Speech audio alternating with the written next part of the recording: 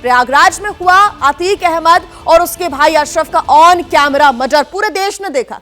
देश का सबसे बड़ा सेंसेशनल केस तो पहले ही पल में बन चुका था और इस मामले में अब हो रहे खुलासों ने इसे अब तक का सबसे बड़ा सस्पेंस थ्रिलर बना दिया है। इस मर्डर केस में अब एक ऐसे किरदार की एंट्री हुई है जिसे अब तक ना तो किसी ने देखा है, ना किसी ने उसका नाम कभी सुना है, क्योंकि उसका पूरा वजूद सिर्फ एक लिफाफे में बंद है। लेकिन उसके जिक्र भर से इस सनसनीखेज मर्डर केस में एक नया एंगल भी जुड़ गया है। क्या है वो नया एंगल, देखिए इस रिपोर्ट में। 2 शिकार धराशायी और 3 कातिल गिरफ्त में। यहाँ तक कि पूरी पिक्चर पूरे जमाने ने देखी, लेकिन अगर किसी को नहीं दिखा तो वो था इस पूरे मर्डर प्लॉट का चौथा किरदार। उत्तर प्रदेश क्राइम वर्ल्ड को छोड़ दीजिए, पूरे देश को दहलाने वाले अतीक और अशरफ के मर्डर केस में आखिर ये चौथा किरदार कौन है? अहमद ब्रदर्स के मर्डर में चौथे किरदार का रोल क्या है? इस मर्डर स्टोरी में चौथे किरदार की एंट्री पॉइंट क्या है? इस सवाल पर सिस्टम भले ही अब तक खामोश हो, यूपी की पुलिस भले ही चुप हो, लेकिन आज जवाब सामने आएगा, क्योंकि अशरफ आज खुद बोलेगा। आज अशरफ अपनी जुबान से अपने कातिल का पूरा कच्चा चिट्ठा खोलेगा। आज हम आपको एक ऐसी हकीकत बताने वाले हैं जो अतीक और अशरफ मर्डर केस की सारी थियरी को बदल कर रख देगी, क्योंकि आज हम आपका सामना अतीक और अशरफ की मर्डर स्टोरी में सबसे बड़े किरदार के तौर पर उभरे मिस्ट्री मैन से करवाने वाले हैं।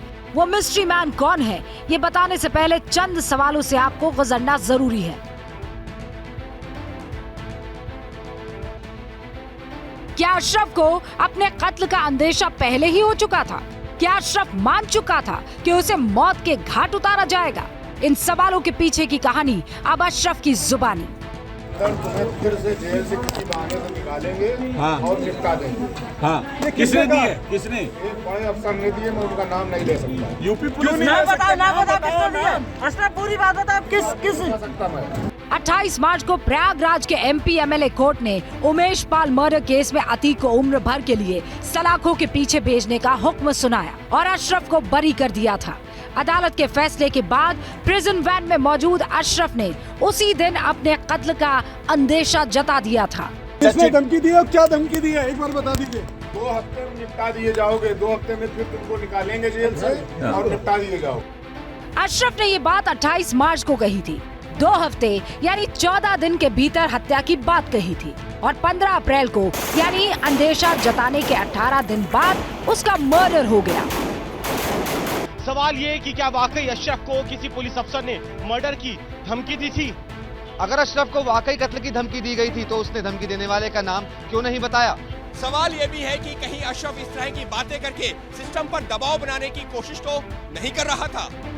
ये सच है कि यूपी के क्राइम सिंडिकेट को 44 साल तक अपनी उंगलियों पर नचाने वाले अतीक जैसे माफिया डॉन की सरपरस्ती में पले अशरफ ने सीधी गोटियां कभी नहीं खेली। उसने जो किया बेहद शातिराना तरीके से किया। यही वजह है कि उमेश पाल की किडनैपिंग के जुर्म में अतीक के बराबर का शरीक होने के बावजूद कानून के फंदे से वो बच निकला। और जब हम आपको अशरफ के बयान का पार्ट 2 दिखाएंगे तब आप भी उसकी शातिर जहनियत से अच्छी तरह से वाकिफ हो जाएंगे। क्या कहा है अधिकारी ने, क्या कहा है? माननीय चीफ जस्टिस को और इलाहाबाद के चीफ जस्टिस को और माननीय मुख्यमंत्री को मेरा बंद लिफाफा पहुंच जाएगा अगर मेरी हत्या होती है तो। क्या होगा उस बंद लिफाफे में? उसका नाम होगा जिसे धमकी दिया है। और जिस लिफाफे का जिक्र अशरफ ने किया वो उसके सफाई के 3 दिन बाद कैमरे की नजरों के सामने आ गया।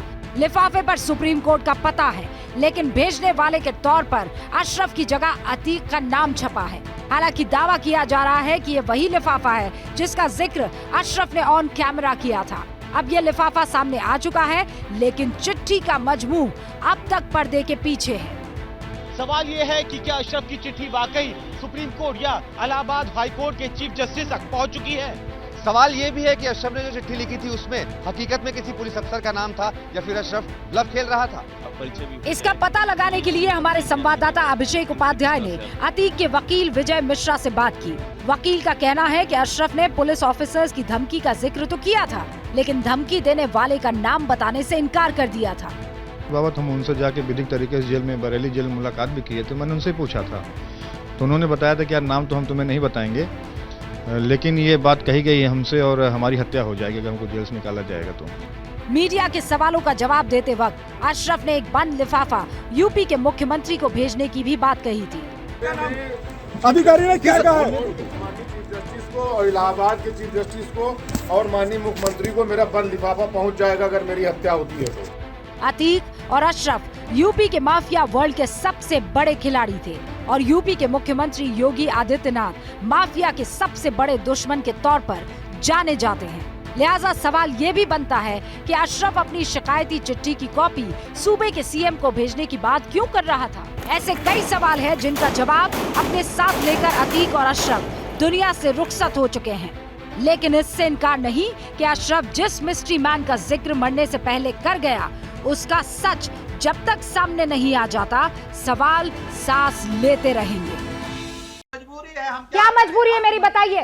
मैं अभी आपको बताती हूँ कि मैंने ओए होए होए होए नमकीन के चटकारे लेते हुए टकटकी मार के डिबेट शो को पॉज रिपीट कर करके देख रहे हैं जोगिंदर जी। इनकी तरह आप भी देखें अपनी फेवरेट डिबेट्स को रिपीट कर और डाउनलोड कीजिए एबीपी लाइव ऐप अपने स्मार्ट टीवी पर।